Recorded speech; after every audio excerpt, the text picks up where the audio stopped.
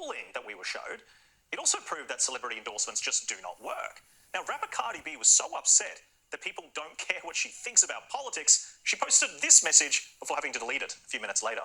This is why some of y'all states be getting hurricanes.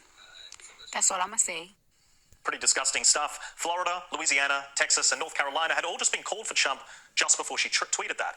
And of course, we still had Taylor Swift, Bruce Springsteen, Oprah, Lizzo, Eminem, and many, many more endorse Harris. But people ignored them. And now even The Guardian was asking this question. George Clooney, who cares? Did celebrity endorsements actually harm Kamala Harris? To answer this question, they went to an arts professor at New York University who finally stumbled on the truth. What matters to a celebrity isn't the interests of an average person. Beyonce isn't worrying about the price of gas. Let's discuss with the panel. I mean, Tim, we've hinted about this. This is the theme of this election. This was an economic victory, the way that I look at it. And I look at it that there are a lot of people in America who are doing it incredibly tough, and you had an administration, or a woman who was a part of that administration anyway, the 2IC really, telling them that they fixed the economy and that everything was great and they should be thanked. It's actually a good lesson for the Albanese government, which I think is dipping its toes in the same sorts of water. But if you run on that campaign rather than have a policy-based election, it doesn't matter what celebrities say. People want solutions. This is absolutely true. And, you know, I was given every impression. I think we all got the impression that the Harris campaign staffers were, by and large, very young. I mean, there was some photographs during the campaign of their staffers, of the Democrat team staffers. And they do look, 25, 35, youngish for political advisors. Yet this whole campaign was very kind of boomer themed, like roll out the celebs. Bruce Springsteen, by the way, 75 years old. He's nursing class man at this point. It's getting kind of crazy with the elderly celebs. And as even the Guardian is now discovering, people don't vote based on what celebrities say. They don't even sort of buy household products based on what celebrities say. If Bruce Springsteen or Madonna or Cardi B, in brackets, who is Cardi B, close brackets, if these people recommended a washing machine, there probably wouldn't be a sales spike. People aren't into the celebrity thing in the same way anymore. Yeah, exactly. I mean, Darren, I listen to various artists based on their music, based on their actual talents. I don't care who they vote for. That's not their training or their experience in life. Being famous or being a great singer doesn't really, for me, make them this kind of messiah. I know that the Democrats have to get people to sign up for voting. I understand that it's different to how it is here in Australia, where we obviously have the mandatory voting, and that galvanising that young vote can help. But it didn't work here. What's your take on this? Yeah, look, completely agree. It's very clear that, we might like watching George Clooney in a movie or going to a Taylor Swift concert, but we don't want to be lectured by them. But, very wealthy individuals, ordinary families and workers and American voters are struggling at the moment. The cost of living is incredibly high. Inflation up around 20% in recent years. And that's absolutely astonishing. And we'll probably see, I don't think it will probably go up another 20%, but it might now stop going up at the rate it's been going up under Trump. And that's ultimately what people are voting for. I think more broadly as well, if you go back 4 years, rewind to when Biden won the presidency, he promised that there would be a smooth transition to the next generation of leaders in the party. That never actually happened, and he was hanging on and hanging on. Finally, he was moved out of the way. You had that Clooney op-ed in the New York Times, which everybody felt was really clever and now looks like a really silly thing to be proud about. And that just kind of thrust Harris to atop of the party without a proper process and left her very ill-equipped and ill-prepared for the campaign over the last 4.5 months or so.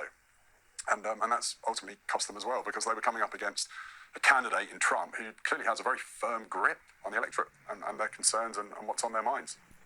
Yeah, it's a very good lesson for all of us in the media, I think, not to go so hard on these celebrity endorsements and really focus on the policy.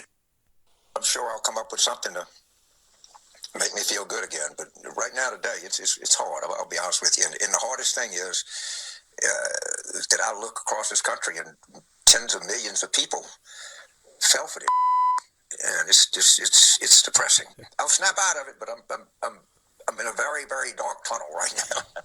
It's not just Carville. The men of the party, Doug and Timmy, were a little choked up yesterday when Kamala conceded. And Nancy Pelosi, after getting scolded by Donna Brazile, left the party pouting. Little remorse over the Kunets. You lost an election and a friend. But that friend is the only Democrat smiling. His name's Joe Biden. Look at the grin. He's the happiest he's looked in years. Economy, people are concerned about, hey, how can I put food on the table to pay for my kids, to pay for myself? How can I keep this roof over my head? They're not thinking about those other issues, and the other issues really take a back seat. Do you think in this election particularly, Democrats took minorities and different demographics as a monolith, took them for granted a little bit? 100%. We just assumed that they would be there for us. And at the end of the day, they weren't. I mean, Donald Trump won with Hispanic men. You saw the black vote go more for Donald Trump than previously has gone for any other Democratic presidential candidate. White women we see trending in that direction. He got more Jewish vote than traditionally is normal for the Democratic vote. And so he was able to knit together a coalition that, frankly, is very much what the Democratic coalition used to be. And somehow Democrats became the elitists in the party machine. And I do think that there was some resentment amongst the rank and file of feeling like they had been lied to about Joe Biden's mental acuity for the last however long. And then overnight, he's replaced with this woman who no one had elected, who no one had ever voted for. And you and I spoke exhaustively about all the reasons that she was the only person that made sense in that moment. But it doesn't mean that it didn't run people the wrong way. And so I do feel like there is this sense among rank and file in the party that, these decisions are being made for them by nameless, faceless operatives in the Beltway who don't understand my problems, who don't understand what it is that I need, and who never came forward with real solutions for me and family. So I think that for those people in the party who are going on cable news today and saying that this is about country being racist and sexist and misogynistic, I'm not going to say that that doesn't exist in some form or fashion, but I do not think that that is why the election went the way that it did. And if we don't take away the actual lessons for how we got here, we're going to be here again in 4 years. New political chapter in America. Donald Trump is officially the projected winner of the 2024 presidential election over his opponent, Kamala Harris, according to NBC News. He will become the 47th president of the United States after serving as the 45th president from 2017 to 2021. And since the necessary 270 electoral votes to win began to roll in overnight, many celebrities have been taking to social media to share their reaction to Trump's win and Harris's defeat. With Elon Musk writing on X, formerly Twitter, the people of America gave Donald Trump a crystal clear mandate for change tonight. Meanwhile, Cardi B shares a simple video of herself to her Instagram story with the caption, "I hate y'all bad." Sophia Bush writes on X, "Great job giving the MAGA gang more power, America." Wonder how many folks are seeing this and still saying, but, at least he's not a black woman in the privacy of their homes tonight. My heart is broken. Mark Cuban also writes on the platform, "Congrats, Donald Trump. You won fair and square. Congrats to Elon Musk as well. Godspeed." Christina Applegate says, "Why? Give me your reasons why. My child is sobbing because her rights as a woman may be taken away. Why? And if you disagree, please unfollow me." Andy Cohen simply writes, "So the election isn't rigged." Rob Schneider writes, "There will be no late night ballot drop this year. The American people have spoken. This is a landslide victory and a mandate for our 47th president of the United States, Donald J. Trump." Lily Reinhart says, "I cannot fathom the feeling of the women who came forward about their sexual assault at the hands of Trump, seeing millions of people vote for their abuser. My heart absolutely breaks for these women. I believe you, and I am so sorry."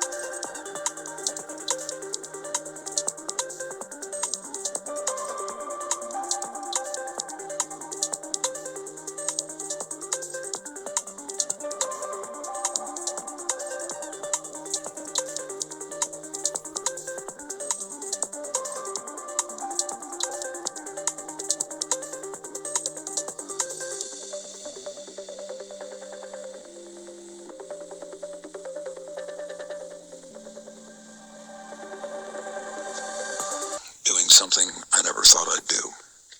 Telling people I've never met who I'm voting for and why I think they might do the same. This election, I'm casting my ballot for Kamala Harris and Tim Walz. Do I agree with every one of their policies? Of course not. Do I think they're perfect? Come on, for crying out loud, they're people just like you and me. But these two people believe in the rule of law. They believe in science. They believe that when you govern, you do so for all Americans. They believe that we are in this together. These are ideas I believe in. These are people I can get behind. Look, I'm frustrated about a lot of things in this country. I'm sure you are too. But the other guy, he spent 4 years turning us against each other while embracing dictators and tyrants around the world. That's not who we are. We don't need to make America great again. Come on, we are great.